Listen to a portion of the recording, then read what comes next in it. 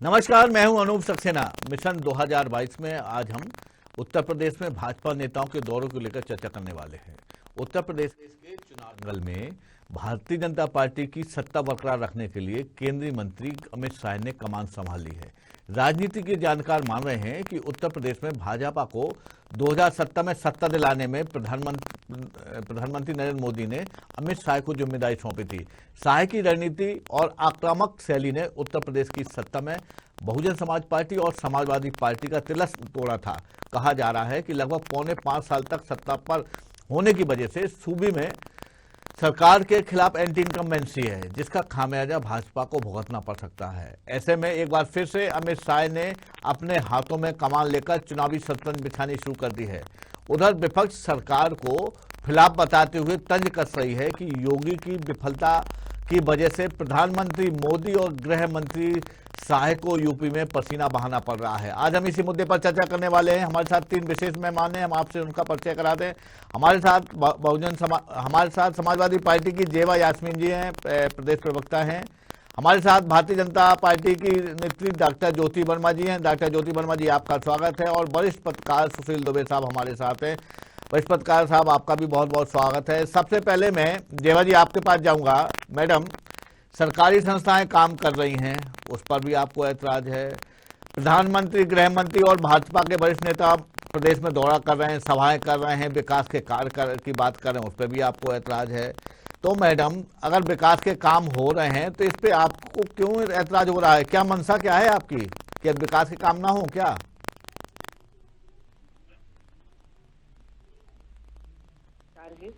हमें कोई तकलीफ नहीं है। सरकारी संस्थाएं ईडी आईडी जितनी काम कर रही है, हमें कोई परेशानी नहीं है। काम करे, बल्कि मुझे तो अफसोस है, पूरे 5 साल काम करने चाहिए थे। आखिरी के 2 महीने में उन्हें उठाया है नींद से। पूरे 5 साल काम करता तो ज्यादा अच्छा रहता।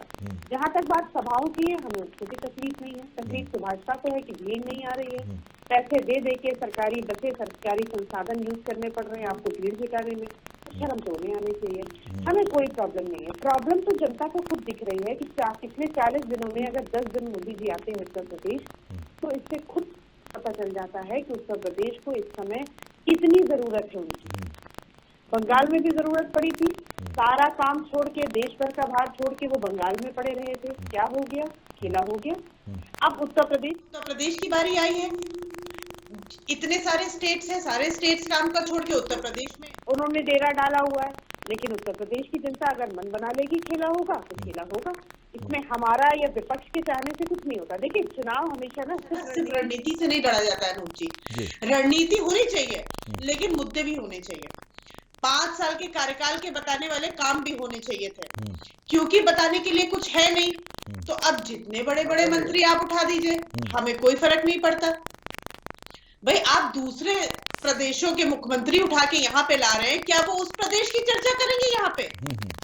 यहाँ पे तो उत्तर प्रदेश के कामों की बात होनी है ना। इनके कई रथों में तो इनके खुद के मुख्यमंत्री नहीं है। इन्हें स्टार प्रचारक की जरूरत है। भाई, समाजवादी पार्टी का बहुत क्लियर है। हमारे नेता 2012 में भी अखिलेश यादव जी थे, 17 में भी वही थे और 22 में भी वही। देवा जी, अगर आपके दल के दूसरे प्रदेशों में मुख्यमंत्री होते तो आप उनको भी बुलाते ना मैडम। अब वो उनके मुख्यमंत्री हैं दूसरे स्टेट में, वो आ रहे हैं, तो उसमें आपको क्या ऐतराज है मैम? हमें कोई ऐतराज नहीं है। इससे उनकी कमजोरी पता चल रही है जी। भाई, जो उत्तर प्रदेश के मुख्यमंत्री है उनसे मोदी जी परहेज करते हैं जी। बाद में सफाई देने के लिए कंधे पे हाथ रख के फोटो खिंचानी पड़ती है जी। और बाकी प्रदेशों के मुख्यमंत्री आप लेके आ रहे हैं। भाई, ऐसे आप उत्तर प्रदेश की जनता को ठग नहीं सकते हैं। चलिए, ज्योति वर्मा जी, मैडम, जिस तरह से विकास कार्यों में तेजी आई है, वैसी पौने 5 साल दिखाई नहीं दी। विपक्ष का कहना है कि आप ये सारे काम करा के जनता को केवल गुमराह करने की बात कर रहे हैं। क्या कहेंगे आप? देखिए, पौने 5 साल लगातार काम हुआ है, तभी उत्तर प्रदेश देश में प्रत्येक योजना, प्रत्येक कार्य में अव्वल रहा है। शायद मैडम ने कभी इस बात को देखा नहीं, या जनता के बीच गई नहीं, या इन्होंने लोगों से संपर्क नहीं किया। उत्तर प्रदेश पूरे देश में दूसरी बड़ी अर्थव्यवस्था वाला प्रदेश बना है। प्रति व्यक्ति आय दोगुनी हुई है। प्रधानमंत्री आवास योजना जो उपलब्ध कराए गए, उत्तर प्रदेश प्रथम स्थान पर है। सबसे पहले उसने अपने प्रदेश के लोगों को उपलब्ध कराया। स्वच्छ भारत मिशन के अंतर्गत शौचालय निर्माण किए गए, उनमें भी देश में प्रथम स्थान पर है। पीएम किसान सम्मान निधि योजना जो लागू की गई, उसमें भी देश में प्रथम है। सौभाग्य योजना के तहत विद्युत कनेक्शन का वितरण किया गया, उसमें भी प्रथम है। मैडम जाने कैसे ये कह रही है कि 4.5 साल काम नहीं हुआ। भाई कौन सा काम इनको चाहिए? हाँ, 4.5 साल ये नहीं हुआ कि दंगे नहीं हुए, खाली प्लाटों पर कब्जा नहीं हुआ, लूटपाट नहीं हुई, आफत नहीं आई, ये सारे काम तो नहीं हुए, ये तो बात सच है, ये मैं बात मान सकती हूँ मैडम की। लेकिन बाकी और सारे काम विधिवत हुए जो होने चाहिए थे, जो प्रदेश की जनता के हित में थे। पहले भी कुंभ लगता था, पहले भी आयोजन होते थे। पहली बार प्रयागराज में भव्य और दिव्य कुंभ का आयोजन हुआ और स्वच्छता और प्रबंधन के लिए उत्तर प्रदेश भारत में नहीं पूरे विश्व के लिए मिसाल बन गया। देश विदेश से रिकॉर्ड 24 करोड़ से अधिक श्रद्धालु और पर्यटक यहाँ आए, स्नान किया और एक चींटी के मरने की भी घटना नहीं हुई। आप समझ लीजिए। चलिए जेवा जी जवाब दीजिए, फिर मैं सुशील दुबे साहब के पास जाऊंगा। एक चींटी नहीं बनी। ठीक है ज्योति जी, ये कष्ट है इन्हें, ये कष्ट हो रहा है। ठीक है, उनका जवाब सुन लीजिए जेवा जी। देखिए मोहतरमा को मैं बहुत शांति से और शालीनता से जवाब दूंगी। कुंभ मेले की बात इन्होंने करी, मैंने नहीं करी। तो सीएजी की रिपोर्ट भी इनसे पूछ लीजिए। आप अनूप जी मेरे सामने पूछिएगा। कैग की रिपोर्ट आई है कि इतना बड़ा घोटाला कुंभ मेले में आज तक नहीं हुआ। समाजवादी सरकार में भी नहीं हुआ था। तो मैडम जब बात करती, अभी नीति आयोग का जो रिपोर्ट आई है, मैडम ने उसका कोई जिक्र ही नहीं किया। भाई एनसीआरबी की रिपोर्ट आई है, मैडम ने उसका कोई जिक्र ही नहीं किया। ये अपने आंकड़े पेश करती हैं, हर जगह नंबर 1 की होर्डिंग लगाने से तो उत्तर प्रदेश नंबर 1 हो जाए। अरे मैडम सीएमआई की रिपोर्ट बता रही हूँ मैं। भाई आप सीएजी की रिपोर्ट की बात करिए ना, कुंभ मेले की बात करिए ना आपने, आप सीएजी रिपोर्ट की बात करिए। अयोध्या में तो जमीन घोटाला हुआ, ज्योति जी पहले जेवा जी को सुन लीजिए, फिर आपके पास आएंगे। ज्योति जी, डॉक्टर ज्योति वर्मा जी, एक मिनट पहले जेवा जी को सुन लीजिए। जी जेवा जी बोलिए। अभी अयोध्या की पावन धरती पे जो घोटाले हुए वो भी सबने देखा। कुंभ मेले के सीएजी रिपोर्ट को भी हमने पढ़ा है। ये विपक्ष का कहना नहीं है, नीति आयोग विपक्ष का आयोग नहीं है, वो सरकार का आयोग है। वो आप पे आरोप लगा रहा है। एनसीआरबी रिपोर्ट सरकारी आंकड़े हैं, वो जेबा यास्मीन विपक्ष के आंकड़े नहीं है। तो आप अपने आंकड़ों को जब नहीं मान रहे हैं और आप नंबर 1 की होर्डिंग लगा दे रहे हैं, तो नंबर 1 की होर्डिंग लगाने से कुछ नहीं होता। अगर आपने इतने काम किए होते तो जिला पंचायत सदस्य के चुनाव में आपको बहुमत मिलती, आपको बहुमत नहीं मिली। आप सत्ताधारी होने के पार्टी होने के बाद भी बहुमत नहीं ला पाए। क्यों? क्योंकि जो गांव के वोटर्स हैं उन्होंने निकल के आपके खिलाफ वोट किया है। वो तो अध्यक्षों को चुनाव में आपने गुंडाई करके कुछ अध्यक्ष ज्यादा बना लिए, तो आपको लग रहा है आपकी बहुमत है। आप अपने डंडे से गुंडों से आप विधानसभा चुनाव जीतना चाहती हैं। चलिए आप किसी डॉक्टर ज्योति वर्मा आंकड़े को मानना नहीं। बिल्कुल जेवा जी, डॉक्टर ज्योति वर्मा जल्दी से जवाब दीजिए। एक सवाल भी है कि नीति आयोग की जो रिपोर्ट आई है उसमें गरीबी के मामले में उत्तर प्रदेश तीसरे नंबर पे है। दोनों बातों को जवाब दीजिए जल्दी थोड़ा। देखिए अनूप जी, मैं सीएमआई की रिपोर्ट की बात कर रही हूँ। बेरोजगारी दर 2017 में 17.5% थी जी, और मार्च 2021 तक का मैं बता रही हूँ आपको, घटकर 4.1% रह गई है। ये उत्तर प्रदेश की बात बता रही हूँ। देखो जो ये तुलना कर रही है, ये तुलना कभी कर नहीं पाएंगी। राम मंदिर की बात आ रही है, घोटाले की बात कर रही है। कौन सा घोटाला? कोई घोटाला नहीं है। नीति आयोग भी मैडम, नीति आयोग ने कहा है तीसरे नंबर पे गरीबी के मामले में। समाजवादी पार्टी कभी नहीं चाहती थी कि राम मंदिर बने, लेकिन आज राम मंदिर बना। फिर आप वहीं मोड़ ले गए। हम विकास की बात कर रहे हैं, आप सम्मान हुआ, करोड़ों श्रद्धालुओं का सम्मान हुआ, ठीक है। रहा है क्योंकि राम भक्तों पर गोली चल रही थी, तो वो गोलियां नहीं चली। आज तक शांतिपूर्ण निपट रहा है, तो ये खराब लग रहा है। काशी विश्वनाथ धाम का लोकार्पण हुआ, चलिए ठीक है। दोनों मेहमान को रोकूंगा मैं। सुशील दुबे साहब, ज्योति जी, डॉक्टर ज्योति वर्मा, डॉक्टर ज्योति वर्मा, एक मिनट रुकिए। ठीक है, आप बहुत समय मैडम, बहुत समय हमने खत्म किया, हमारी सरकार ने खत्म किया है।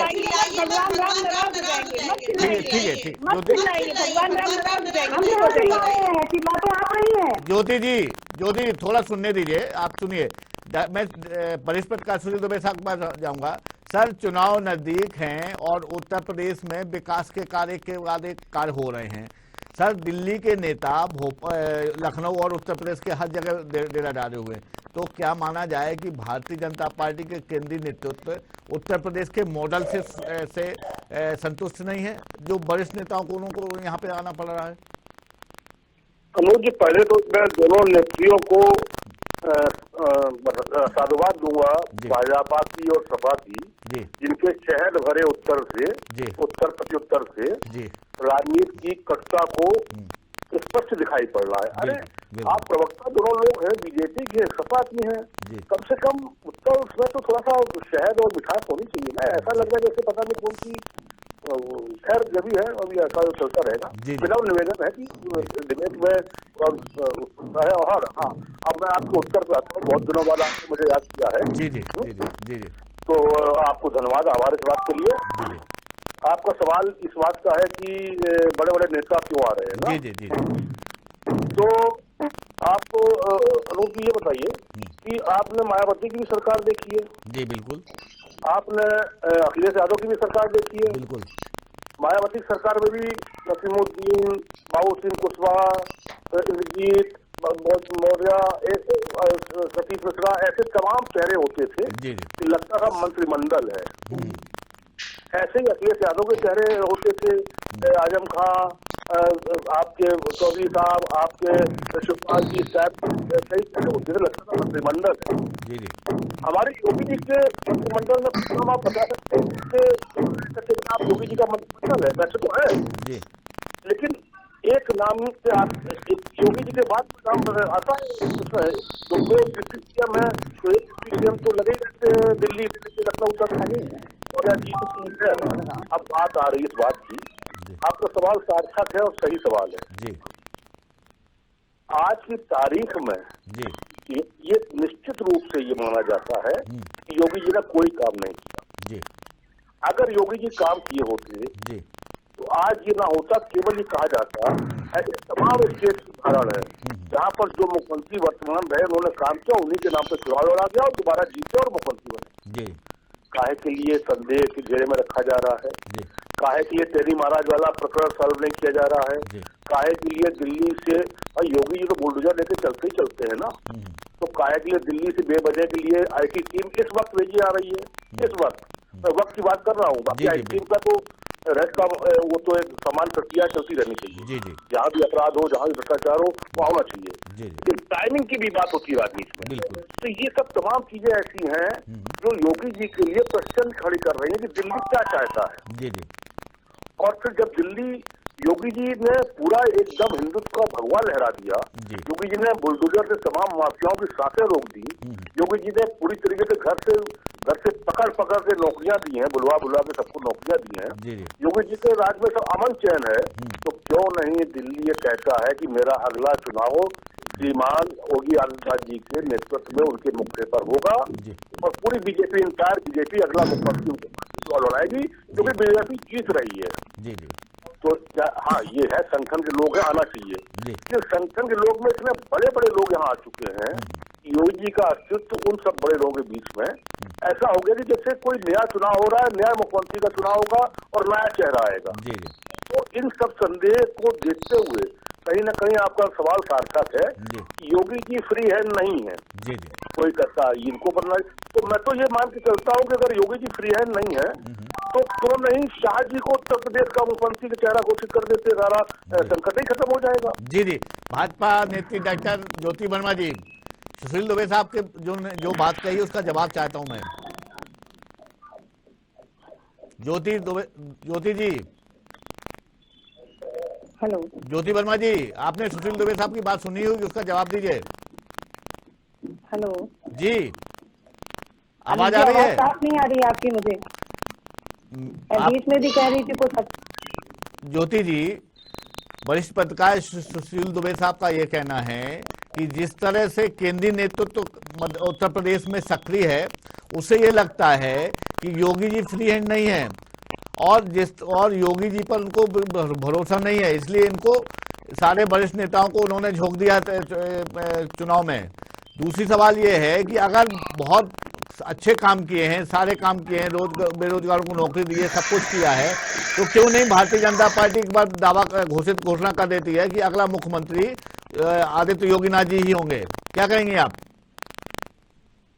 देखिए, बड़े नेता आ रहे हैं, ये बात नहीं, तो ये बात गलत कहाँ से है कि हमारे बड़े नेता क्यों नहीं आ सकते? नहीं तो उनको भी एतराज नहीं है बड़े नेताओं का। हमारे सब भारतीय जनता पार्टी के सभी कार्यकर्ता हैं, सभी नेता हैं, सभी जनप्रतिनिधि हैं, क्यों नहीं आ सकते हैं? अगर हमारे यहाँ चुनाव है, हम अपने ही लोगों का सहयोग क्यों नहीं ले सकते हैं? लोग दूसरे दल से गठबंधन कर सकते हैं, दूसरे को बुला सकते हैं, मौका पड़े तो फायदा उठा सकते हैं, और हम अपने ही लोगों को नहीं बुला सकते? हमारे ही लोग आने में किसी को एतराज नहीं है मैडम, आने की, लेकिन रही बात योगी जी की, तो अगर उत्तर प्रदेश अपने आप में एक इतना बड़ा प्रदेश है जो पूरे देश की तरह है, दूसरे जो विदेश में आबादी होती 24-25 करोड़ की आबादी एक प्रदेश की है, तो इतना बड़ा प्रदेश है, अगर हमें यहाँ चुनाव लड़ना है, अगर हम अपनी रणनीति बना रहे हैं, अपने लोगों का, अपने नेताओं का सहयोग ले रहे हैं, तो इसमें क्या गलत है? नहीं वो ठीक है, लेकिन आप घोषणा क्यों नहीं करेंगे? अगला चुनाव योगी जी के नेतृत्व में लड़ा जाएगा।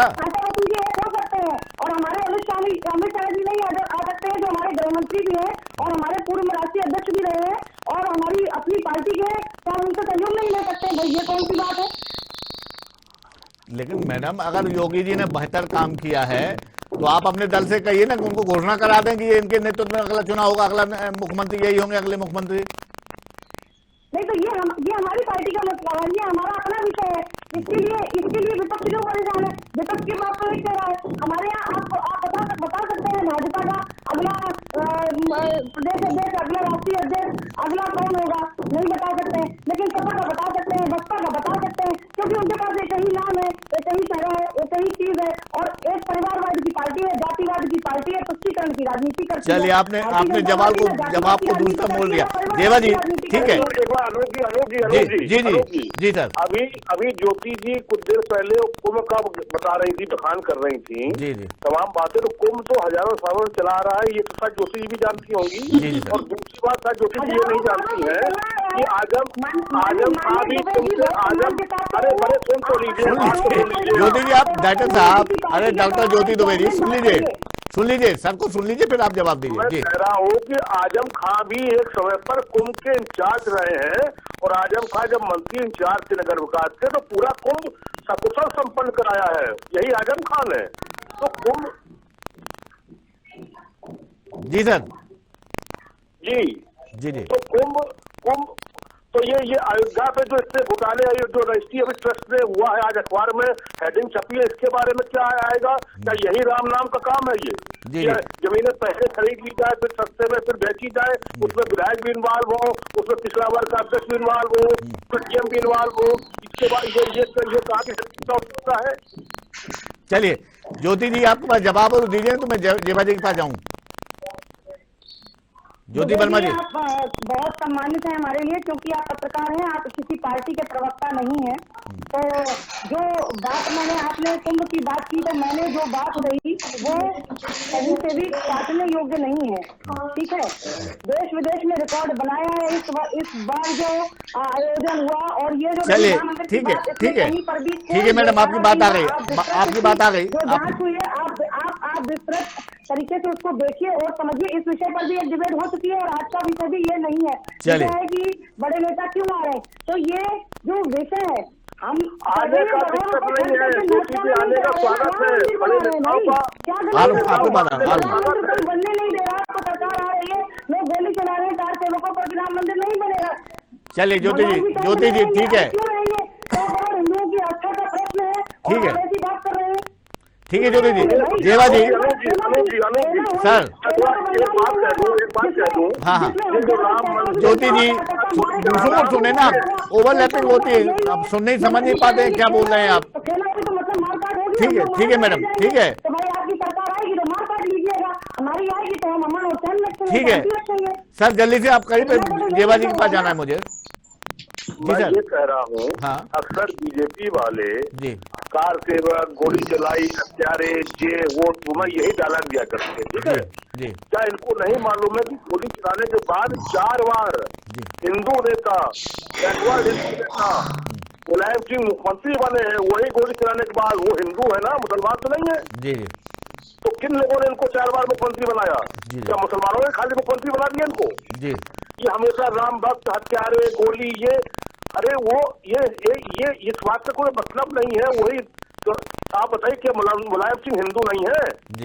क्या मुलायम सिंह मुसलमान है? ठीक सर, जेवा यास्मीन जी, आप दावा कर रहे हैं, आप ही के पास आ रहा हूँ, आप ही सवाल है जेवा जी, आपसे सवाल है। आप दावा कर रहे हैं कि 2022 में भारतीय जनता पार्टी को सत्ता से बाहर कर देंगे क्योंकि उन्होंने कोई काम नहीं किया है। सत्ता पक्ष का ये कहना है कि अभी भी उत्तर प्रदेश की जनता अखिलेश यादव सरकार के कामों को भूली नहीं है और वो एक बार फिर से 17 की तरह 22 में भी सबक सिखाने के लिए तैयार बैठी है। क्या कहेंगे आप? देखिए, सबसे बड़ी बात तो काल्पनिक दुनिया में रहना नहीं चाहिए। देखिए, उत्तर प्रदेश की जनता क्या सोचती है वो चुनाव के समय बताती है जी। भारतीय जनता पार्टी को नहीं पता है कि जनता के दिमाग में क्या चल रहा है। अगर इनको पता होता जनता क्या सोच रही है तो ये बंगाल में ऐसे मारे जी सवाल अगर हम जनता पे छोड़ दे तो ज्यादा अच्छा होगा। जी। और दूसरी बात, कार सेवक पे गोली चलवाई, आप ये बताइए, जब देश हित में, जब सिक्योरिटी के हित में गोली चलाई जाती है तो सामने वाले की जाति धर्म नहीं देखी जाती है। जी। और अगर जनता इस बात को नहीं पसंद करती या जनता इस बात के खिलाफ होती तो मुख्यमंत्री दोबारा नेताजी नहीं बनते। वो आपकी बात रख दी है, सुशील सर ने रख दी बात आपको, धर्म निभाया था उस समय जी। दूसरी बात, ये कोई नहीं है जिनको हम सफाई पेश करें, जनता ने अपनी सफाई दे दी थी और सपा को कई बार सरकार में लेके आए हैं। जी। ये 2 दशकों बाद आए हैं, इनको जनता ने 2 दशक के बाद मौका दिया जी। और उसके बाद भी ये काम करने में विफल रहे। अब मैं आपको बता दूं कि बाहर से नेता क्यों लाने पड़ रहे हैं। अभी केशव प्रसाद मौर्य जी के बेटे अभी गांव में गए थे प्रचार करने, आपने भी वीडियो देखी होगी। जी बिल्कुल, जनता ने उनको घेर लिया था। जी। अभी आज एक वीडियो वायरल हो रहा है, केशव प्रसाद मौर्य कहीं पहुंचे, उनसे सड़क के बारे में पूछा जा रहा है कि सड़क तो 3 महीने के अंदर टूट गई जो आपने बनवाई थी। तो इनके लोकल नेताओं की ये हालत है कि उनको गांव, ये विरोध तो आपके लोग कर रहे हैं मैडम, ये तो विरोध आपके लोग कर रहे हैं, आपके लोग कर रहे हैं, जनता नहीं है, आपके कार्यकर्ता हैं, आपके लोग हैं वो जो विरोध कर रहे हैं।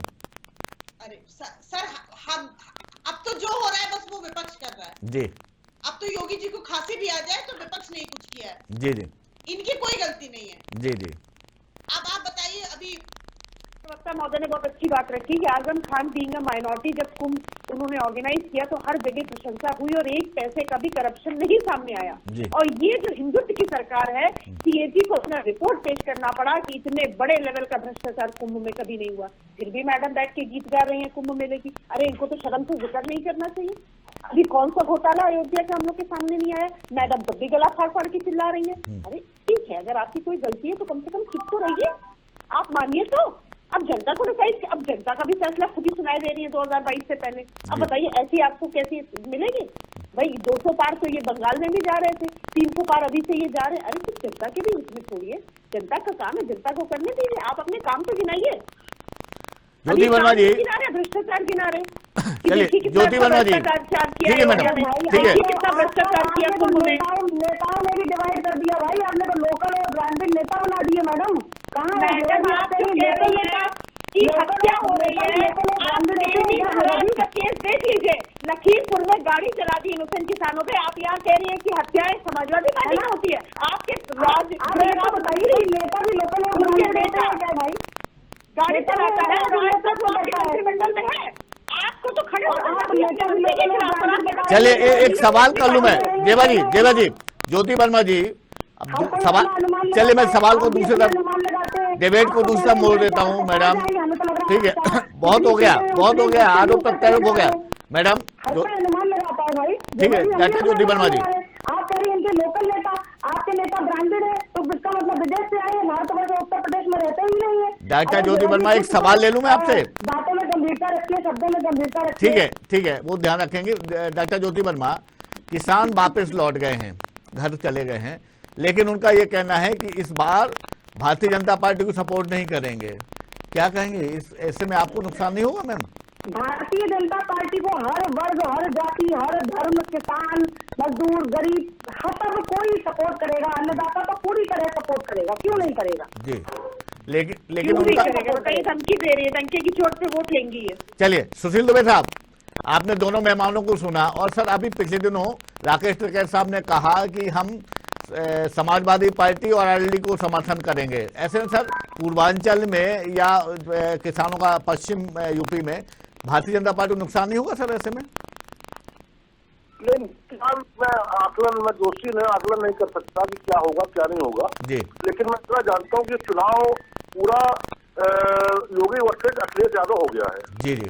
पूरा चुनाव बीजेपी वर्सेस सपा हो गया है। जी जी। तो जब चुनाव इस टाइप का हो जाता है आमने सामने का, जी जी, कुछ देर पहले तक मायावती भी थी, कांग्रेस भी थी, आप पार्टी भी थी, फला दिवाकर सब लोग थे। जी। आपको कुछ ऐसा कुछ बनता जा रहा है, तो जब इस टाइप का चुनाव हो जाता है अनूप जी, जी, तो क्या बड़ी अजीब सी फिर रिजल्ट आता है। ये चुनाव पूरा मोदी वर्सेस ममता हो गया था बंगाल में। जी जी, बिल्कुल। पूरा चुनाव और पूरी इंटायर दिल्ली महीनों वहां पर रही है, देश भर का वर्कर वहां पर इकट्ठा था। लेकिन वो रिजल्ट जो भी आया, कुछ बातें हुई, कैसे हुई, क्या हुआ, वो तो बात, लेकिन आपकी वाला चुनाव बड़ा रोचक है। जी। और हम चाहते हैं, अगर योगी, हमारा मतलब ये आकलन है कि योगी जी ने निश्चित बहुत बड़ा काम किया, बहुत अच्छा काम किया है, तो योगी जी के काम को लेकर चुनाव होगा। बिल्कुल। धन्यवाद सर। एक 2017 में जिस तरह भारतीय जनता पार्टी का हम सामने रखकर बात करें, तो जो जिस तरह राजनीतिक वातावरण 2017 में था भारतीय जनता पार्टी को मिला, अब 2022 में सर कितना अंतर आया? अनूप जो साफ दिख रहा है, वो तो साफ दिख रहा है। बहुत बहुत कठिन है डगर पनघट की, मतलब वो तो मोदी जी के नाम पे वो एकदम स्पष्ट बहुमत सब बातें आ गई थी। ये तो सभी जान रहे हैं कि स्पष्ट बहुमत तो बहुत ही सपना है, लेकिन ये है कि लड़ाई में तो बीजेपी नंबर 1 सामने है ही है, तो वो नहीं वो। जी जी जी। जेवा जी, बहुत जल्दी से एक सवाल मेरा है, उसका जवाब दीजिए, समय की बाध्यता है मेरे साथ। मैम, ये जानना चाहता हूं मैं कि पिछला चुनाव जो आप कई दलों के साथ मिलकर लड़े थे, इस बार आप अकेले लड़ रहे हैं चुनाव, ऐसे में आपको डर नहीं है क्या कि जो दूसरे दल हैं, कांग्रेस है, आम आदमी पार्टी है या अदर्स पार्टी है, वो आपके भी वोट काट सकते हैं?